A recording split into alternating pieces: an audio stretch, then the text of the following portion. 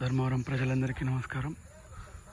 మన ధర్మవరం డివిజన్లో అన్ని గ్రామాలకు వైకుంఠ రథం అవసరం ఉంటే అందుబాటులో ఉంది. మీకు నెంబర్ కూడా అందిస్తున్నాం. ఇలా పుట్టినవారు గిట్టక తప్పదు.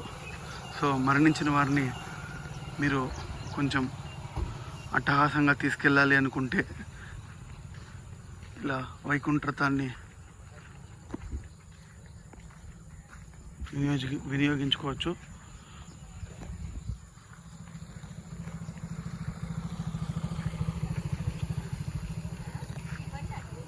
ధర్మవరం పట్టణ మరియు పరిసర ప్రాంతాల వారికి వైకుంఠ రథం అందుబాటులో ఉంది.